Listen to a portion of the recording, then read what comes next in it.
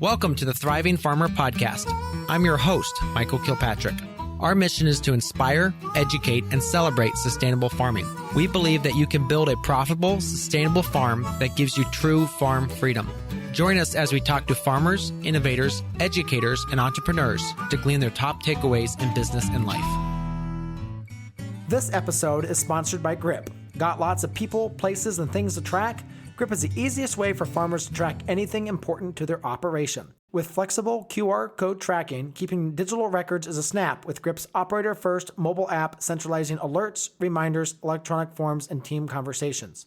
With simple month-to-month pricing and no long-term commitments, Grip can transform and streamline your operation so that you can focus on what's most important, growing. For a limited time, get 15% off any monthly or yearly subscription at grip.ag/pricing with the code THRIVEIN25. That's GRIP.ag/pricing with the code THRIVEIN25. Hey, Thriving Farmers, Michael Kilpatrick here with yet another episode of the Thriving Farmer Podcast. Today's guest is Kody Hanner, founder of the Homestead Education and creator of a science-based farming curriculum for homeschoolers. After her family's journey into all-natural living, Kody is now on a mission to teach the next generation, alongside their parents, where their food comes from and how to live more self-sufficiently. Kody, welcome to the podcast. Thank you for having me. Absolutely. So give us a little bit of background. What was the first thing that started you on your journey? Oh man, that's always such a big question. I mean, some people have that one defining moment, but ag has always been my life. I grew up on a cattle ranch, majored in ag. After working in commercial ag for about 10 years, I started doing small farm consulting. And about that time, my husband got diagnosed with end-stage liver disease. Oh. And they told us he had a year to live. Wow. Yeah. And I think that was like our biggest defining moment, but we wouldn't have had the information that we needed or even knew where to go with it had I not had the background that I had. Mm-hmm. And after a very long phone call with the VA doctor, I think just to get me off the phone, he said, I heard if you live a slightly healthier lifestyle, it might improve his quality of life. Okay, so it was slightly healthier. I love how they define it that way. Okay. Yeah, and of course, this was 8 years ago. So, I think there's a lot of new information out there now. Mm-hmm. But I said, okay, I have something to work with. And I get off the phone and I'm like, honey, we're selling our farm and we're buying a bigger one and we're going to start homeschooling the kids and we're going to grow all of our food. And he was like, you're insane. I'm dying. Why are we doing this? Okay. Yes. 8 years later, he has a fully healed liver and goes on the road with me where we talk about good food and stubborn wives. Okay. All right. So completely healed. Completely healed. The VA doctor that we work with said they've never seen anything like it before. Okay, so this was end stage. Yeah. Wow. He had a compensated liver cirrhosis, and they said with his age and how fast it was progressing, they maybe gave him a year. Wow. Okay, so let's talk a little bit about some of the changes you made then. Absolutely. So, right off the bat, I mentioned we pulled the kids out of school. Okay. And that was a big piece of where my business came from, is that I wanted to homeschool them while we also grew all of our own food. And I had no clue how to make time for both of those things. Yeah. We had 5 kids at the time. We have 6 now. And I was like, well, we'll just learn agriculture while we're doing all this stuff, and went to go buy an agriculture curriculum and there wasn't one.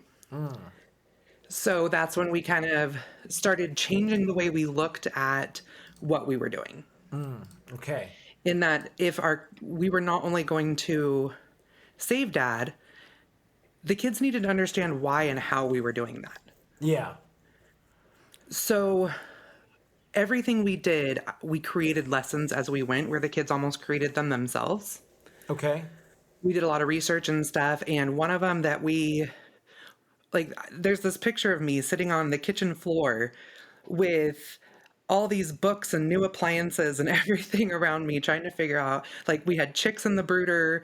I'm boiling chicken on the stove. Like, I mean, it was just, we were trying to do everything all at once. And that was incredibly overwhelming. Like, I didn't realize, I had always considered myself a home cooker. We'd always hunted. I, had a garden and everything. But there was a whole new level that we had to pursue. And so when we bought our new farm, my husband's like, well, if we're going to do this, let's buy a dairy cow. And I was like, you're insane. I grew up on a cattle ranch. I do not want a dairy cow. Like, yeah. And we have 3 now. And so basically, like, what we did is we switched to as much home cooking as we possibly could, growing as much as we possibly could. It is impossible. I feel like it's impossible for an average family on an average piece of land to grow everything that they need to grow to survive, or to still maintain somewhat of a normal American diet without it being the normal American diet. Yes. So we grow and locally source about 80% of our food now, and cook as much as we can. And we went all non-tox as much as we could. So, we make our own laundry detergents, and we stopped using like candles and lotions that had fragrances in them. My husband really switched. Like, he's a disabled vet. Okay. And was blown up 3 times in Iraq. And so he has a stimulator, like, right on his spinal cord. Oh. But the VA doctors, when he was hurting, their first route was to always just give him, like, muscle relaxers and stuff. Yes. So we switched to using more natural remedies, like essential oils and heat and, all those types of things, and only use muscle relaxers if he, like, lifted a hay bale and threw his back out. Yes. Gotcha. And it's been quite a journey over the last several years. And now that he's healed, we really work on like, I say healed with quotations, because we will always treat him as though he has liver disease. But the way we do it now is we kind of follow that good, better, best method. Yes. Of, good is fed, better is, we're cooking at home, we're using quality ingredients, and best is that we're either growing it ourselves or sourcing it from local farmers. Gotcha. Okay, so this journey happens. When during this 8 years did you realize that, like, his health was changing? I mean, was it just the next visit? Did it take a couple months? It was about 3 years in. Okay. We'd been going to the doctor every 6 months, where he would get scans and liver enzyme panels. And at first, like, the first appointment back, they actually were seeing more portal vein hypertension. Okay. Which is where the blood is flowing into the liver, and because the liver was scarred and swollen, it was backing up. And so we were a little concerned. He was like, see, nothing that we're doing is working. And I'm like, we just started. Yeah. Well, I'm sure there was a tremendous amount of stress that came from just understanding. Yes. Yeah. I really want to, like, have a real clear picture that even when I talk about his resistance to it, it was more because he was going through such a rough time. Like, I had to kind of step up and be like, you go through whatever emotions you need to go through. I've got everything else. Yes. Okay. Gotcha. And that's kind of a big part of our story, is how now he's like, oh, my bad. Yeah. Yes. So I just kept pushing it. About that time is when we started looking at moving to a larger farm, because we were only on 4 acres in Oregon, and it was kind of the high desert. So it was like a frozen sandbox. And so I was trying to grow everything we could and, like, get started with it, which is really expensive to get started. Yes. While at the same time buying everything from local farmers and Trader Joe's and Whole Foods, and learn how to can, and it was exhausting. And so I said, we need a bigger farm where it's just easier to do the things that we're doing. I'd much rather spend $1,000 on a steer that will feed us for 2 years than $1,000 on, like, a quarter of a beef that's only going to feed our family for a few months. Yeah, if you have the space, raising your own beef is far cheaper than buying it. Exactly. And I mean, we have 13 cows now. Okay, and three milkers, right? Well, we have 13 total between the milkers and the beef cows. Okay. And then we have our bull is a brown Swiss, so that we can kind of just breed both ways with our dual purpose setup. Yeah. So yeah, we ended up finding a really nice piece of land in North Idaho. And most people see North Idaho as all mountains, but we found like the one place that is probably the best farming in the area. And we bought it from another veteran who said, I don't want to deal with all the like weird parcel stuff in selling. So if you guys come in full price, I'll throw in another 20 acres. Oh, wow. Right? Yeah. So we ended up with a 40-acre farm here and immediately dove right in. I mean, it was fall, so we didn't have a lot of growing time, so we really focused on the animals. We live near a lot of Mennonite families, and they just kept showing up to welcome us and bringing us boxes of vegetables because they knew we didn't have time to get in a garden. The very first year, we had grapes and apples, and so we just made a ton of grape juice and applesauce. We had babies at the time, so that was perfect.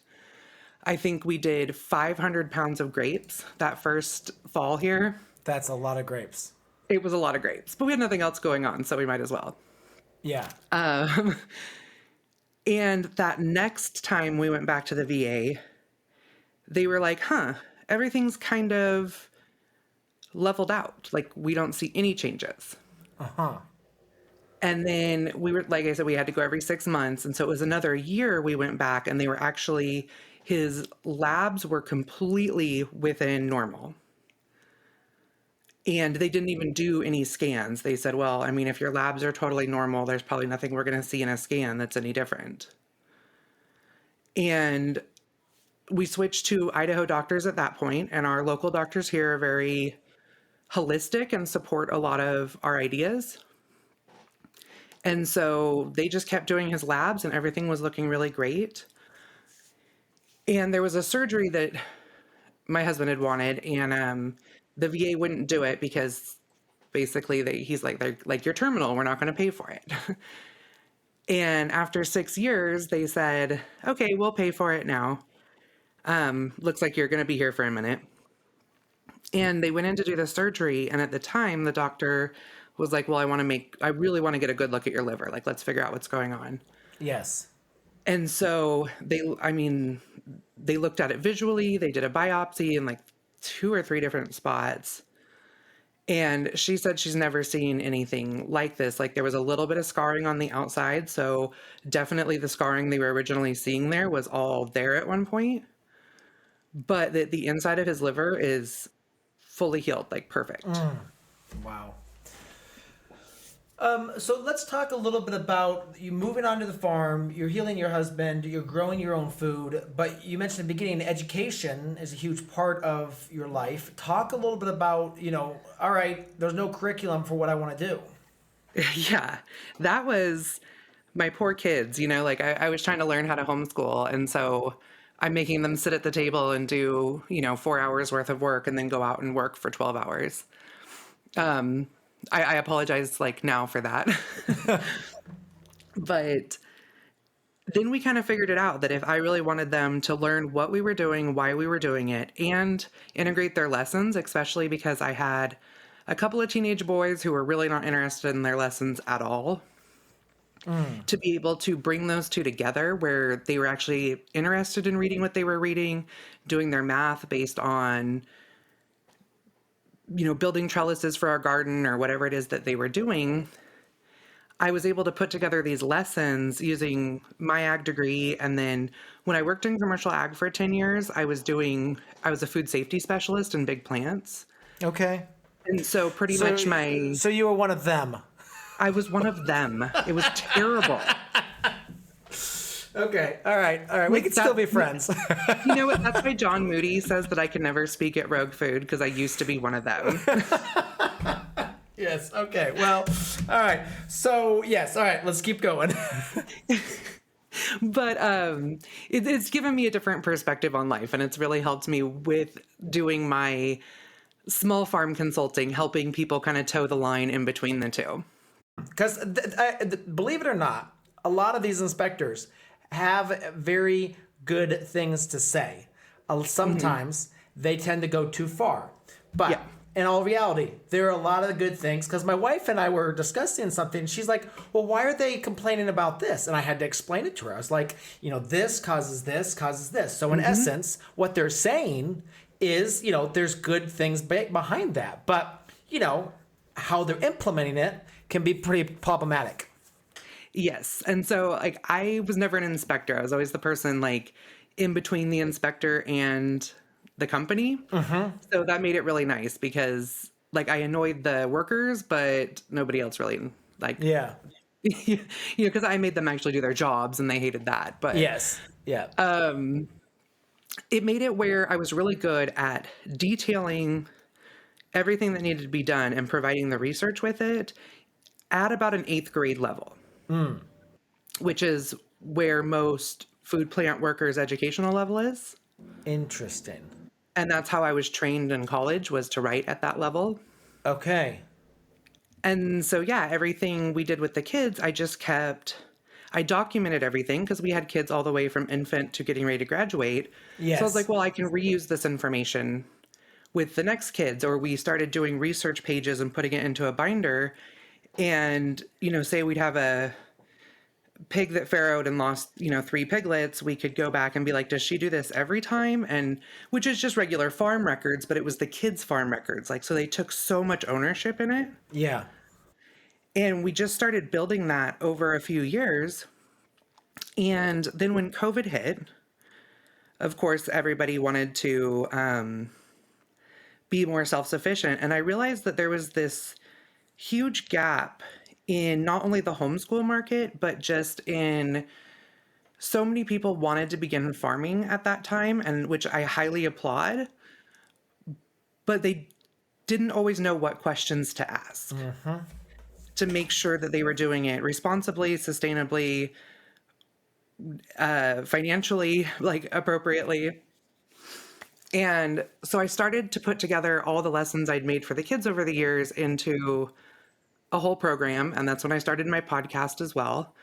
So I could kind of just start teaching about things from different perspectives and then put together my homeschool science or homestead science, which is I have a full year agriculture science curriculum for preschool all the way through high school at different levels and various courses in between, just to give an opportunity for kids to learn agricultural skills at that small scale level.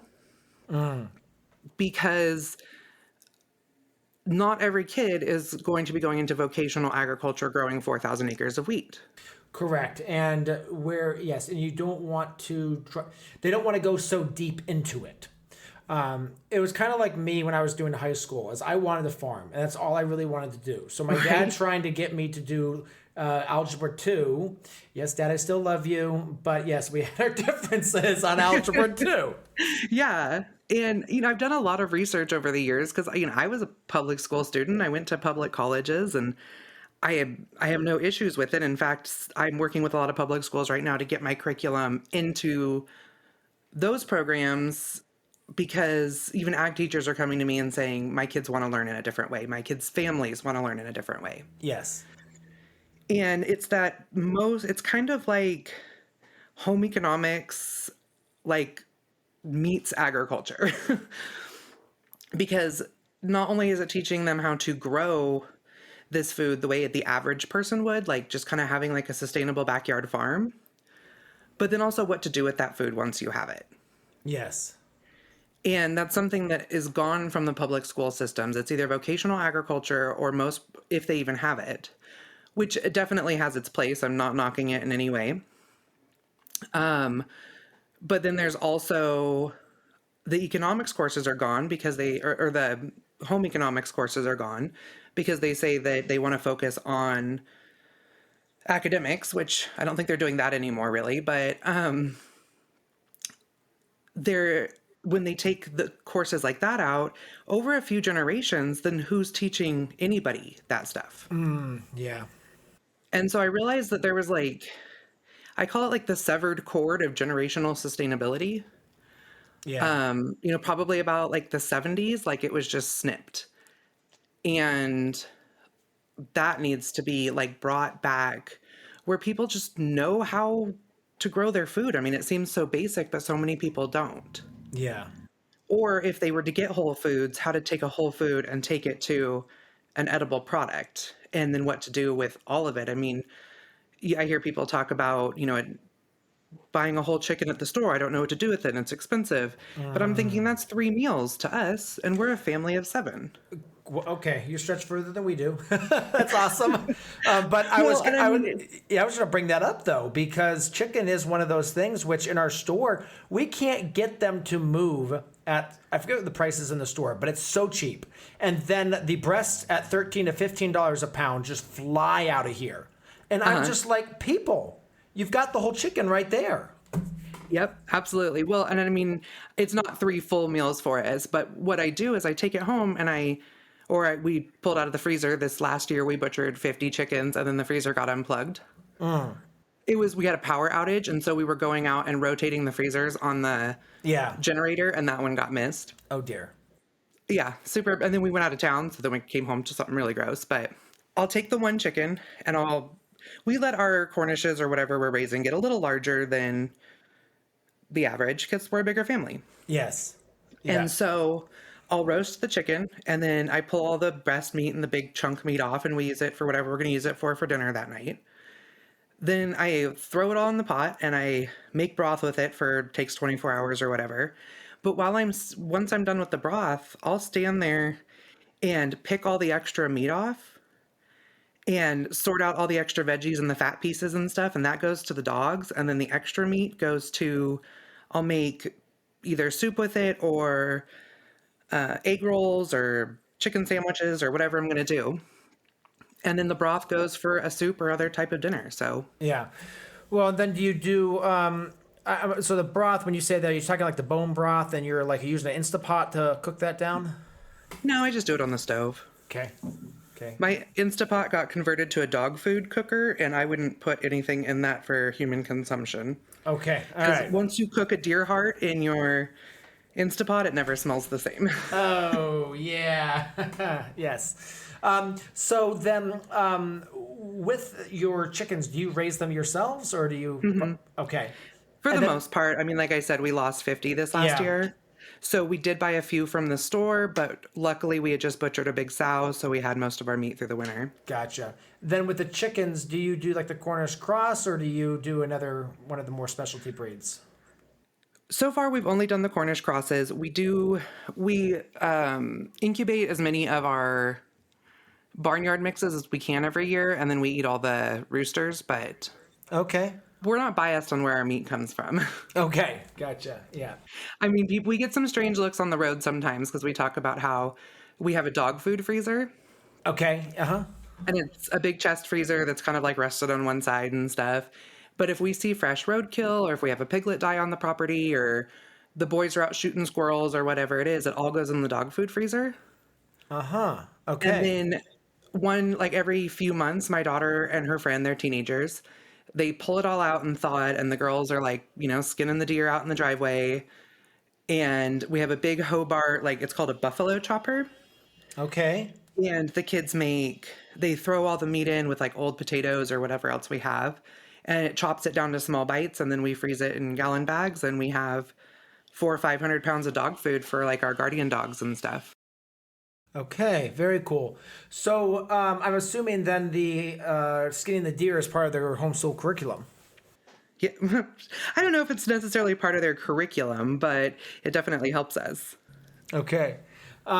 So then talk a little bit about with your curriculum and with how you're training the kids, do you integrate a lot of hands-on stuff? Yeah, at this point, the kids do primarily hands-on. Okay. I have 2 that are graduated already. One who actually, when he was 15, started working for an electrician's apprentice and never looked back. He's working on his going to a community college to get his official electrician apprentice stuff now. Okay. I have two that are sophomores and they want to go to ag school. So they get up in the mornings and they do their geometry and English and their biology courses or whatever it is they're taking before they move on and start doing hands-on work. And then I have littles that they get a little bit of reading about 3 days a week and the rest of it's all on the farm. Okay. But with that, my 16-year-old son runs our raw dairy. We have the 3 cows that are the dairy cows. He's been raising them for almost 5 years now. We just had the 3rd generation of our cows born on the property. Okay. And that is you said brown Swiss, is straight brown Swiss? Our milk cows are, yes. Okay. And then he also does all the feeding so he handles the cows, all the milking, all the processing of the milk, the marketing of the milk, getting our permits for the state and everything. And then he feeds all of our pigs, which we have a decent sized direct-to-consumer pork operation. That was how we were able to pay for the big farm. Okay. And so with that, did you go for like a USDA loan, and the pork operation was kind of like the business part of it? So we didn't do any loans with that. We butcher all through a local USDA butcher, and then we just sell it off of our property. Okay. And then we also do the whole hog and half hog through the custom slaughter. Okay. And then what other enterprises do you have going on the property? As far as making money off of them, that's pretty much all we do there. Okay. We have the beef cows. I'll sell like 1 4-H steer a year. We sell 4-H piglets every year. That's a nice little boost in the early spring to get all the feed for the rest of the year. Okay. And then we run 2 different herds of our pork. We have a old line Hereford herd, and then we have a Berkshire cross herd. So our boar is a purebred Berkshire, but our sows are kind of just a mixture of sows that I find appropriate for our farm. All right. So then Some are show quality, some are old line, just kind of whatever. Yeah. So then talk a little bit about the show pigs. I'm assuming people get those in the spring, raise them, take them to the fair. Is there anything special you have to do to produce those? Yeah. And that's kind of the only thing that we really do different on our farm, because I consider us a low input farm. So we don't do a lot of worming. We don't do a lot of vaccinations, antibiotics. We do as needed. I'm bigger on humane animal raising than on meeting a label. But as far as my retail meat, where people can't have a direct conversation with me, only those pigs don't get any vaccines, and they're only wormed 1 time at weaning. And if they get injured and have to have antibiotics for any reason, then they go into a different group of feeders that are only for like friends and neighbors that I can tell them, hey, this one had antibiotics when it got hurt at one point. Gotcha. But my 4-H pigs, those have to have 3 sets of wormers. They have to be vaccinated for urosyphilis, so we use rhinovirus for that. I have to clip their teeth, cut their tails, and, well, we castrate all of our boars as long as I don't have one sold already. And then I have to have a lot of paperwork for the 4-H kids that I get through the county. And then just because I enjoy 4-H and I enjoy what the kids do, they have kind of an open line to me from the time they get their pigs until fair. So I'll help them with feeding. I have them all call me after weigh-ins to see where everyone's weighing in at and give them advice on what they should be feeding their pigs for the rest of the season. I've helped with if they need to do any medical stuff with their animals, like if anybody gets sick or anything like that.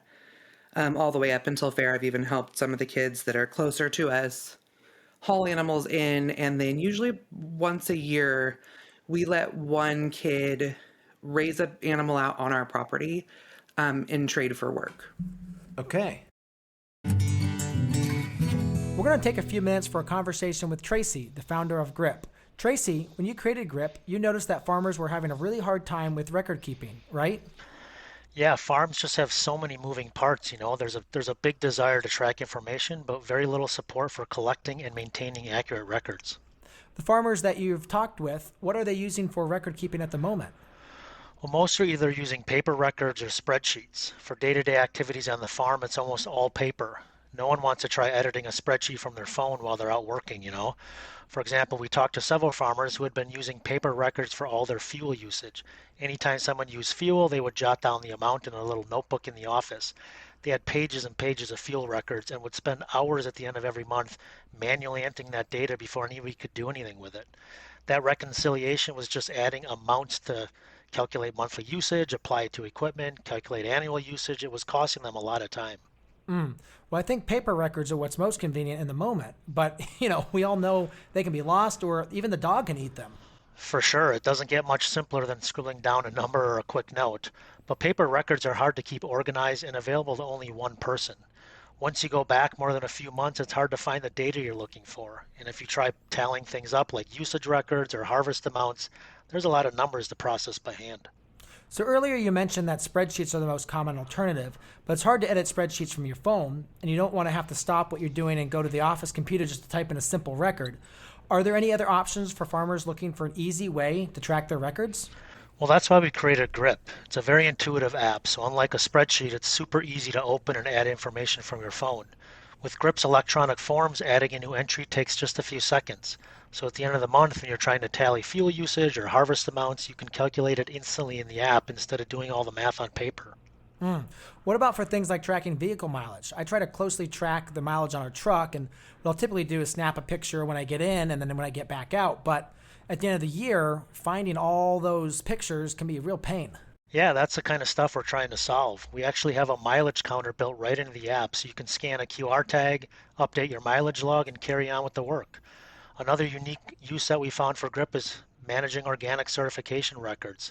It can turn into a big problem if you're preparing for an inspection and don't have your documentation in order. Absolutely. So there's really a lot of different ways you can use GRIP on your operation. Well, yeah, pretty much any kind of tracking and record keeping. We've purposely made it flexible enough to track anything. Another way to use GRIP is to track inventory, maybe track how many bags of feed or parts you have on hand. You can just open up the app, check your current amount, and even set up alerts and reminders to tell you when to place a new order with your supplier. There are so many applications, and we're still learning about them all. Well, thanks for sharing with us, Tracy. For those who want to download GRIP and give it a try, what's the best way to get started? Just go to grip.ag, that's GRIP with 2 P's, and check out our monthly plans for a low-risk way to get started with code THRIVEIN25, all one word, for 15% off. That's GRIPP.ag. All right, and that's THRIVEIN25, all one word. Now, a question. Do you see a difference in the health between the pigs that you basically back to nature pigs and or the ones that are, heavily modified? Not really. For one, my kids haven't shown in a few years, and so we don't really hold pigs on the property after they've had all those shots, but the pigs that go to fair have looked great. I mean, they're coming in at 285 and landing in the top class, but we're in a small community where a lot of the judges are looking for farm style pigs versus show style pigs. Gotcha. Now, on our farm, because of the genetics that we use that are usually the older lions, and then even if I do bring show sows on, they aren't highly competitive show sows. They're just out of show lines. And then I'll breed them to my old line boar. Okay. But then that way I'm just getting some of the faster growing piglets for the kids, because the piglets have to be born after January 1st, and then they show them the first week of August. And size is a factor for when they show them. Yeah, they have to be, I think in our county is between 220 and 300. Okay. All right, cool. So, I mean, they're really pushing them. Yeah, they're confined, lots of food. Yeah, and we feed different out here on the West Coast. We don't do a lot of corn and soybean. Okay. We use almost exclusively barley and peas. Okay, and why is that? Because that's what grows here better. Okay, all right. But then on top of that, with pork, a lot of like the commercial operation, and I've done a lot of research on it, but I don't always want to say I'm the final answer on it. But when you're feeding a lot of corn and soybean, you end up with a lighter colored pork that will release its water similar to like high stressed pigs that go through slaughter plants, which you learn that. When when I was in college, we learned that if the pigs were stressed out, their meat releases the water.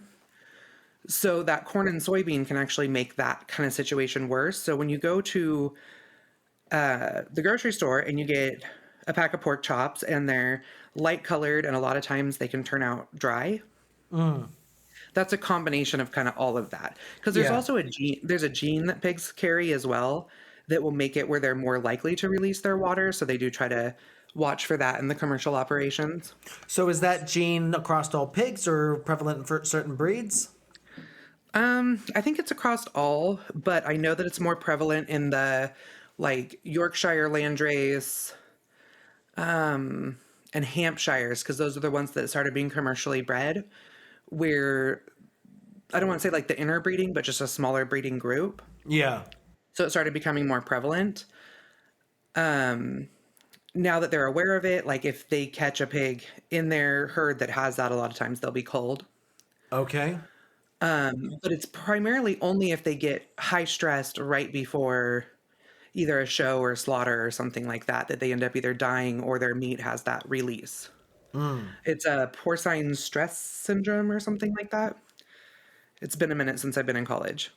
Okay. All right. That's fascinating. I did not know that. Yeah, so when we feed the peas and barley, you end up with a darker colored meat with a little bit more flavor. And then when we combine that with our old lines, like the Herefords, our pork chops look like a beefsteak. Interesting. They are red with marbling all the way through them. Fascinating. And delicious. I can imagine. Yeah. Interesting. All right.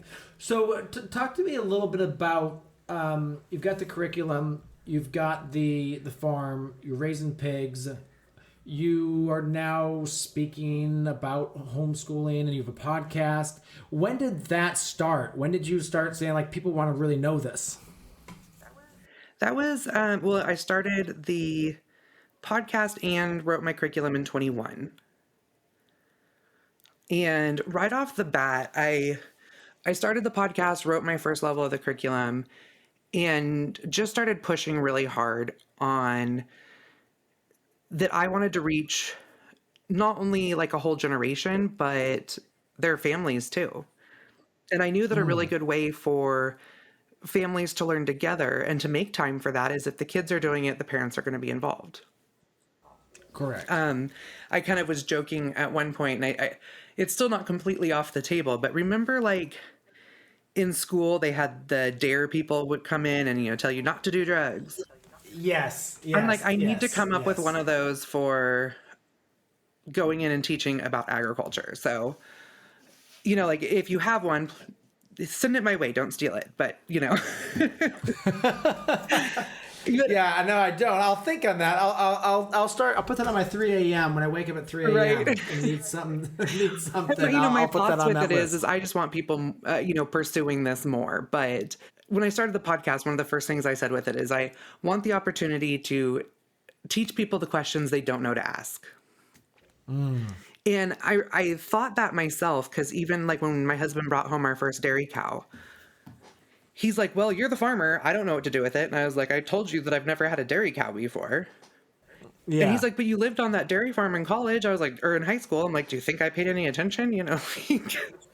I did a 4-H exchange program to Pennsylvania and stayed on a dairy farm. But, it was a totally different operation. And he's like, well, do we worm them like the pigs? I'm like, I don't know. I think so. Like, So we're down at the store and I'm reading all the wormers, and I'm like, when we had the cattle ranch, we'd buy this big jug, but this is for 500 cows, costs $300, and it says you can't use it on dairy cows. So what do I do? And, so then I found it in a smaller bottle, and it still says you can't use it on dairy cows. And I'm like, well, does it kill the dairy cow? Is it in the milk? Like, after the 7-day withdrawal period, is it safe to drink the milk like it is with meat? Like, I don't know any of this stuff.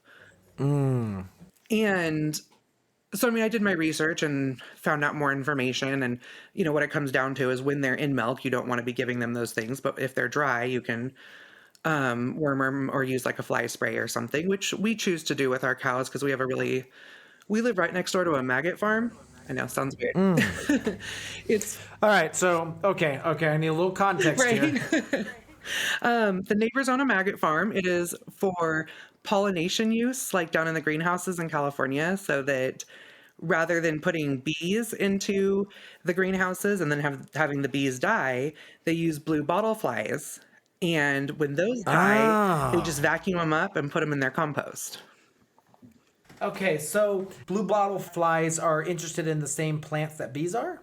I think it's just they chose that breed for whatever reason. I don't have all of the background on it because we actually bought our property from the guy who originally started the business, and somebody else bought that business from him. Okay. But there was a Dirty Jobs on it, so if you want to go watch the Dirty Jobs episode. Well, I'm sure the kids and I will find that. Yes. That will happen. It actually starts out with a micro standing in our backyard, but it was before we owned it, so. Okay, that's awesome. Yeah. Yes. So you might get some more information there, but yeah, they use it for the pollination. The off-sized ones are for fishing bait, and we live right on the Canadian border, so they drive them over and sell them for ice fishing. Okay. And then they do go for some medical uses too in the vet field. Okay. Interesting. So we do have a bit of a fly problem here, as you could probably imagine. Yeah, so you're trying to get rid of the flies. The neighbors are trying to grow the flies. Yeah, well, and actually the smell from the fish and stuff that they feed the flies, and then our pig farm, and then we also live near hop farms, it just brings in a lot of flies, and those flies can actually contaminate the blue bottle flies. Oh. So we all kind of try to really take care of our fly situation. Even just to help out them, because if they get too many flies into their area, it can contaminate their flies. Yeah. So when my cows go dry, I will use a fly spray and ivermectin on them, and then they're dry for 3 months. And then once they're in milk again, I use like an essential oil fly spray on them. Mm-hmm. Okay. And do you feel that works? Okay. I feel like, it's just kind of one of those things where I feel like a lot of the holistic practices, they are valid and they work, but you have to have like a perfect scenario or a perfectly clean herd to make that work. So for example, with my breeder pigs, I never have to worm them because I keep them really healthy. I give them a lot of, this time of year when everything just thawed, and they're dirt pigs. We're not raising them on concrete or anything. That's when they can, get into like the worms at the base of the grass and stuff like that, like the eggs. Okay. And so at that point, I'm putting a lot of apple cider vinegar in, and, in the fall we feed them pumpkins before they go into the fall and all those different things. And I haven't had to worm a breeder pig. Unless when they first come onto the property, sometimes we will. But then they're quarantined before they go out with my other pigs. Okay. So I don't have an issue there. But with my cows and the amount of flies that they get on them, the pigs don't get that fly load because they cover themselves in mud over the summer. Yes. But the cows do have a problem with it. And so my beef girls, they all get sprayed. My dairy girls, they only get the essential oil spray, and I do it like around their eyes and on their udders and stuff just to keep that really clean and healthy for them. But I don't think we couldn't be holistic enough to fight the fly problem we have here. And how many acres do you have too? Just under 40. Okay, so yeah, you don't have a massive place that you can do a lot of rotations too to try to get them away from that. So you're kind of stuck in the same spot. Yeah. But we do have a neighbor who he wants to make his grass field healthier. And so, but he doesn't have cows. And so in trade this year, he's going to paddock it all off and we're going to go rotate our cows. Cool. And then we'll pay him in some beef. So it'll be a nice trade off. Cause then he's like, I get the health for my land that I want. You get your cows fed over the summer. So that'll be nice. But yeah, we're able to move our pigs a little bit more than our cows, which is why we keep our herd fairly small because we just don't have the land for it. And our land's really hilly. Gotcha. So I spend more time focusing on rotating the pigs and the chickens. And then we keep the smaller cow herd. They have 4 pastures that I rotate them on. Okay. And that seems to work pretty well. Yeah, for the most part. It keeps them fed and they're pretty healthy. So I'll roll with it. Gotcha. Now, your podcast, talk a little bit about your podcast. What's typically the episode topics? If it's just me, I'm probably ranting about something. Okay. Or going really deep into particular laws about food safety or what I think is where like our disconnect is on, kind of being a self-sufficient society and how we can teach on that a little bit better. And then I bring guests on that I feel will help anybody who's living in like rural communities or homeschooling or homesteading or small scale farming, kind of any of that. So it'll be anywhere on the spectrum from, somebody who works with homeschool families that have neurodivergent kids all the way to someone who raises bison to I'm having somebody on here soon that talks about domestic violence in rural communities. So you're pretty wide ranging then. Yeah. Because I really feel like there's a whole picture in what constitutes the homestead or the home, Yeah. Well, kind of what you're talking about is it's wide range. I mean, it's education, it's in rural, and there's so many people there. So there's so many different things you can talk about. And there's so many people that are moving to rural communities that weren't raised in them. And there's a lot of pieces that just come with that. The rural traditions or like the unspoken rules and anything in between. Yeah. What would you say has been your most controversial podcast episode? Oh, I wish I could think of it. It was just last month, or it was in February, I believe, of this year. And I talked about kind of the Aggies versus homesteaders conversation. Okay. And I actually got I thought I was going to get a lot of backlash on it. And I actually got a lot of really, really positive feedback. Okay. I had gone to an ag show and I thought that I was just going to get like pulverized there, but I was willing to stick my neck out because I feel like there's more that I want to teach. Yeah. And I got a wonderful reception. And most of the people coming to me, they're like, yeah, we're, 5th generation cattle ranchers, but we need to learn how to diversify our products. And I was like, well, this is a homeschool curriculum. They're like, yes, but we looked you up and it says that you do, consulting too. And I'm like, well, I do, but that's, okay, I'm here for you too, Yeah. I was there to, talk about my curriculum, and I had people just kind of flocking to me being like, how do I diversify my products? How do I get my kids more involved, And so I was really, really surprised that there isn't more support on the commercial ag end on how to diversify products, which is then going to be putting you into that small scale market. Well, because isn't commercial ag all about bigger farms, more commodities, simplified systems? It is. It really is. It's a system that it's kind of was put into place and it works, I guess. Well, it works with massive subsidy. Yeah. And I mean, so, I think about, for example, I was trying to work with some neighbors and help them make a little extra money a couple of years ago. And they were like, well, I can't afford to feed out all my calves because they're all the same age at the same time. And then I'd have to feed them all out for 2 years and not make an income in the meantime. And I was like, no. Like, you don't have all your calves be the same age. So you're looking at doing a different market. And they're like, well, how do I, do that? And so I was like, where like I'm talking about, whether they're live covering or they're AI breeding, or, if they need to build extra pens for their bull and what time of year they need to pull their bulls out. Or even if they do want to keep the same model, only hold back 2 steers each year, and just kind of going through that process with them. And they have a centennial farm here that is just the way they've done it for over 100 years. Yeah. Like you're just selling your commodity, and they sell their hay, they raise their cattle, they sell their barley at commodity prices. Yeah. When money gets tight, they get their check from the USDA, or they do their crop insurance and then they get the difference there. And then we haven't taken out a single loan to run our property, and we're feeding ourselves completely. We raise about 350 hogs a year.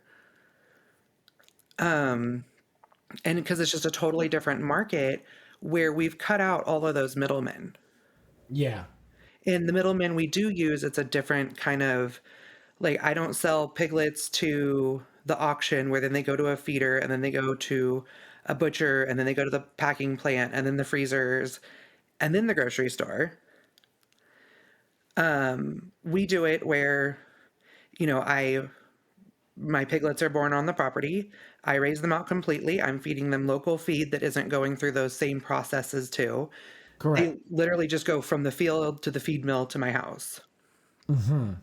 Some of them don't even go to the feed mill because I buy it from the neighbors and grind it myself. Yeah. And then my pigs, if I'm selling them directly to a neighbor, they just go to the local butcher. The neighbor buys it themselves. Or I have a local USDA plant that I just take them there, they butcher them, and I bring them home and sell them out of my barn. Mm-hmm. Mm-hmm. And so I'm taking out all those pieces, and I'm actually, with that, I've had a lot of people really ask how that works, like full picture. So currently I'm writing a homestead economics business course for high schoolers, but I have it on pre-order, and I've already had several adults be like, I love the way you teach this, and explain the difference between the two. And so they're already starting to pick it up themselves.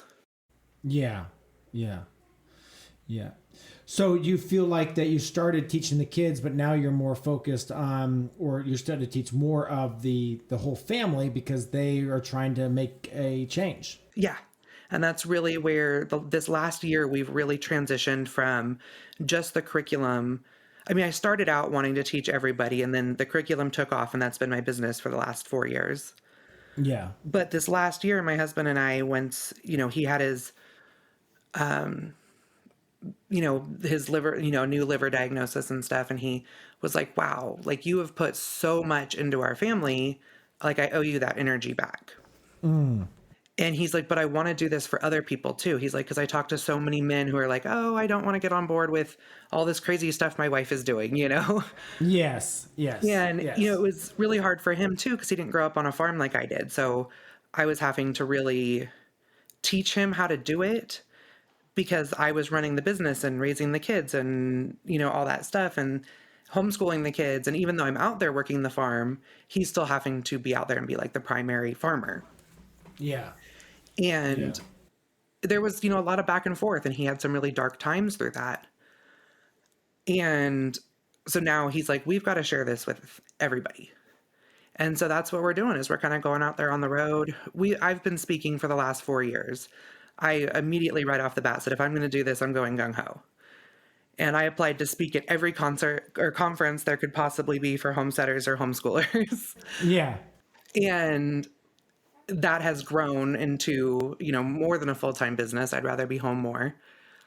But now he's going out on the road with me, and we're talking about, we do a talk for kids on how to get out of the grocery store and what, that local food is is just as good for you. Yeah. And show them the difference of what, grocery store honey looks like versus, raw honey, and, just do those talks with kids. And they do a mock food chain where they have strings and everybody's holding a piece of string and they see what, the massive food chain could actually look like. And then we talk about, the good food and stubborn wives, where not only are we talking about being healthier on the homestead, but how to have a healthy marriage on the homestead. And that's not coming from us having a perfect marriage. That's coming from us not having a perfect marriage. And some of the things that we've done to work through that. And then we do a lot of talks on homemade cost cutting, like how to actually afford this lifestyle. Because a lot of people don't. Well, I mean, I don't think a lot of people they do realize it, but they don't know. They don't know how to afford because land's not cheap. No. No, unless you want to be in the middle of nowhere. Which it sounds like. How far are you? How far out are you? We're 40 minutes from the closest town. Oh wow! So And when I say are out closest there. town, we're 40 minutes from the closest Dollar General. Okay, all right. Yeah, it used to be the closest grocery store. Now the Dollar General is kind of like the. Right. Which there's a little gas station near us, and a lot of our friends and neighbors, they buy from us and stuff. But Yeah. So I just to let you know, out my window, I can see a Dollar General. oh, Not that I'm proud of that. But see, I'm like I look out one of my windows right now and I see a hop farm and cattle, and I look out the other window and I see Canada. So. Yes. Yeah. No, and actually, between that Dollar General I can see and our house, we will be getting a McDonald's. Ew. I know. Although we did get a Sonic recently, and that's been kind of fun. Like it helps me bribe the kids to do chores. Yes. Yes. But- So let's talk that though, because sometimes moving onto a farm, kids can be resistant to that. Talk a little bit about can. how you how did you ensure that they were excited about it? We did have that driving force of Save Dad. But there was a lot of hard times because we are a yours, mine, and ours family, where my husband was a widower, and so he had 2 teenage boys, and then I had my preteen twins, and now we have 2 together. Okay. Where my husband had been in Iraq and being raised by their mom, and he comes home and she passed away almost immediately. So he was almost like, I don't even know what to do with them. Yeah. And so we kind of had to learn from square one. And so I did a lot of, if you waste my time, I'll waste yours. Okay. So when they were still in public school, if they got in trouble at school and I had to go up to the school, I didn't ground or anything like that. You just got to come home and do the chores that I would have been doing while I was dealing with you. Gotcha. Okay. And then as they kind of moved out of that rebellion of, the boys were like, oh, I don't want to do what you tell me to do because you're not mom, but now we're way past that. It's been 12 years, Yeah. Yeah. And then my 2 were little, and they were a little like, well, if the older boys are doing it, we don't want to do it, So we kind of had to move past those struggles. And I find that really translates to the farm as well. I have an everybody helps rule. So, I mean, it's just not an option. You're going to help with the farming. If you don't help, you're not eating. And I mean, not that I'm starving children, but if you're not being a part of that, you're not getting the same benefits as everybody else. Yeah. And I do that. I need the trash out before I go in to cook dinner. Oh, you don't want to take the trash out? That's fine. You don't eat dinner tonight. No one's going to starve over one meal, Yeah. But I tell you what, as soon as I tell them that, the trash goes out. Correct. It's a great threat. Yeah. I think out of 6 kids and 12, well, I mean, our oldest is 20 something now, but the last 12 years, I think maybe 2 have, quote, missed a meal over behavior, and I still let them come up after everybody else and make a sandwich. So, Yeah. but it's that they have to have that time to think about what happened. Once they kind of moved past that rebellion stage, then I went into now I can trust you, so you get a management role. Okay. So the kids don't have chores on the farm, they have management roles. But with that, you're not just going and feeding, it's not just a repetitive task. I expect you to keep in touch with me on how much feed the animals have, the health of the animals. And of course, my husband and I are up there. But a lot of times in the mornings, it's just the kids going to feed and milk, and we're taking care of stuff at the house and starting our day. Yeah. And then, once the kids come back and after breakfast, then my husband and the kids will go out or the boys will go out and fix fence or whatever they need to do. And my daughter and I, she helps me run my business, and her and I trade off on the kitchen and those types of chores. but I expect you to like report back to me on every piece of your management role. And so, like I said, it's not just feeding. It's letting me know how much feed we have, the health of the animals, how much milk we got. Is there anything weird going on? Is someone in heat? And of course, that's my older teenagers, or at this point, that's their job. But even the younger kids, the two little boys, they're the chicken managers. Okay. And they aren't just little boys that are going and like filling up the waters and getting eggs. They have a checklist in the chicken coop that they have to look at, and I have pictures. Nice. So they know what they're checking for, and they can let me know if there's anything going on with anybody, what color the water is, if they need to change the water. This time of year we're incubating, so it's their job to clean out the brooder every day. And when we do meat chickens, they have to help with the meat chickens, and they do the whole process. They even help us butcher and everything. Oh, wow. They don't fully manage that piece, but they think they are, you know? Yes. Yeah. You're building that responsibility into their lives. Yes. Very cool. It also takes that extra level of stress off mom. Yes. Because a lot of, moms or dads, but a lot of times moms are the ones that are like the puppet masters of the whole house and running every single detail of it. Yeah. No. So at that point, yeah. I mean, not that my husband doesn't help massively, but there's just a level that moms run. Correct. Yes. And when the kids are doing the chores like this, I just know that they're dealing with the pigs, and then I check in with them on the pigs. I don't have to be thinking about every detail of the pigs all the time. Yeah. I just do regular check-ins, and then my husband's doing check-ins. And, some families will ask me, like at homeschool conferences and stuff, well, what if we're not farmers? I said, well, then they manage the garbage going out. If they're 7 or 8 years old and can read the calendar, they need to know what day is trash day. The trash needs to go out. They need to be getting trash from everywhere in the house. The trash bin needs to be clean. And you need to let me know when I need to buy more trash bags, and well before we run out. Yeah. Yeah. So a lot of this is obviously it's teaching responsibility through house and homestead work. Mm-hmm. And they really, the difference is they get ownership in it. Yes. And I'm doing it with them, and I'm trusting them. And when they earn more trust, they get more work. And I know that sounds weird, like you're rewarded with more work by your more trust, but a lot of times they're really happy and excited that, wow, I earned enough trust to get to do this next thing. Yeah. And I found that the kids, it just gives them a completely different mindset on life, and it's helping beyond their own needs to their family and their community and stuff like that. Yeah. What would you say along the years has been the biggest, I don't know if I want to say this right, but like culture shift, or maybe even like truth change that you thought something was true about how you were going to live your life, or I guess life in general, and then something completely came and changed that for you? I always thought I was going to work for the USDA. That's what I went to college for. Okay. I don't think you'd catch me there now, but and for a lot of different reasons. But I had to go through a pretty big shift when my husband was diagnosed. And that was not just of course, it was scary thinking about losing my husband and the kids losing their dad and all those pieces. But the deeper I dove into how much food can affect our health. Yeah. And kind of what the American, quote, like millennial diet was.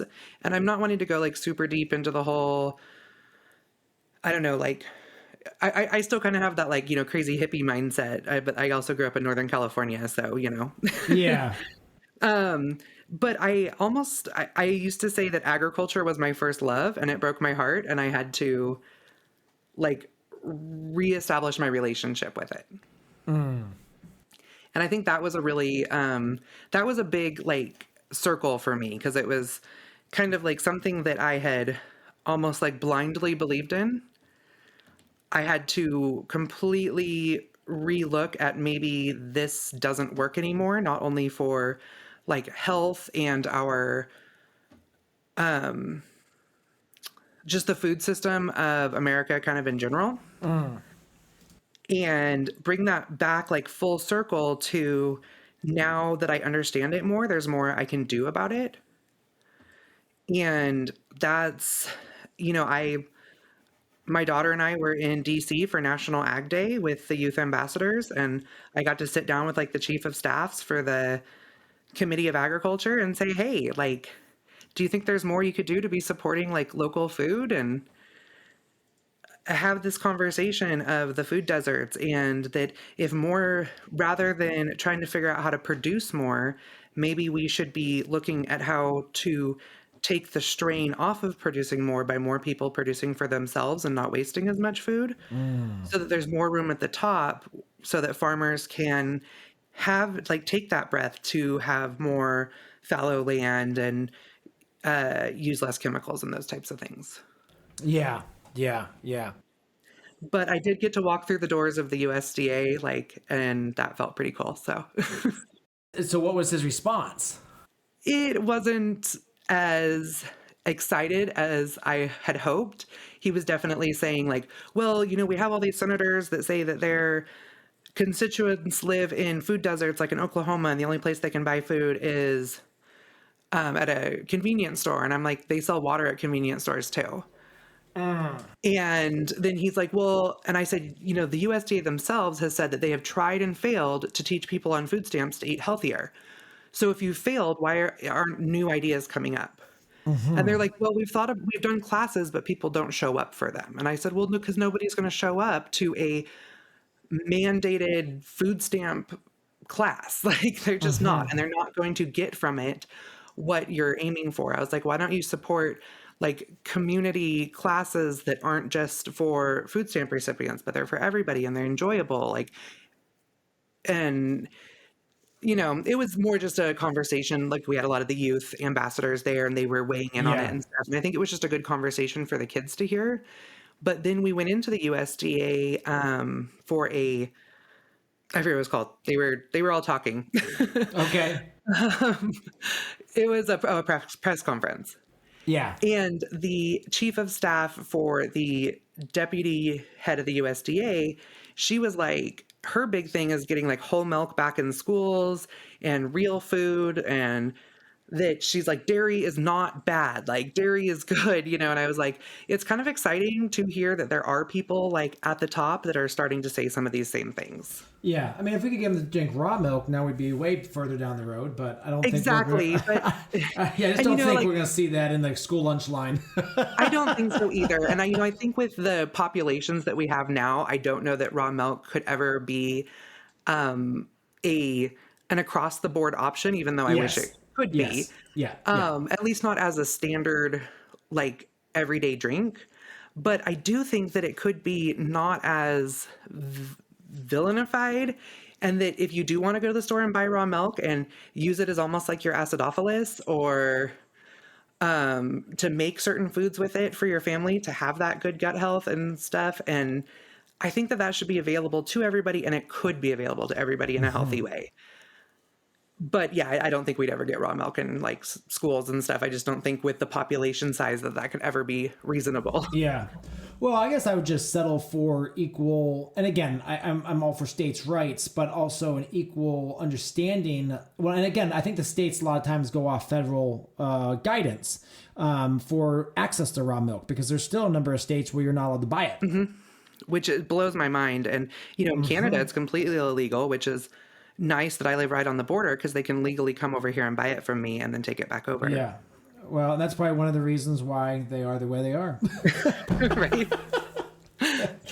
Anyway, we love our Canadian listeners. But I do say there is very interesting data out there that talks about how certain foods can actually change your mental state. They can. And I believe that completely. My husband, with his PTSD and stuff, when we switched to a more gut healthy diet, it absolutely changed his state of mind. Absolutely. All right. Well, Kody, we've gone for over an hour. We have. It's been so much fun. Any final words of wisdom, and tell us where they can find you, because I know people are going to be very interested in checking out your socials and what you got to offer. Absolutely. So, just always remember to keep growing, keep asking questions. There's never dumb questions. And if you want to find me, my website is thehomesteadeducation.com. You can find my podcast and all my socials there. I spend most of my time on Instagram, which is homestead_education.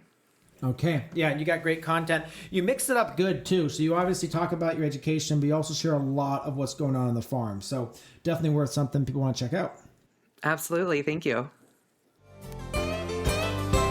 So there you have it, another episode in the books. So I'd love if you would hop on over to iTunes and leave us a rating and a review. Those mean everything to us. We love to hear what you're thinking. If you have a podcast guest that you can recommend, please pop on over to the Thriving Farmer Podcast website and leave us a review. That's thrivingfarmerpodcast.com.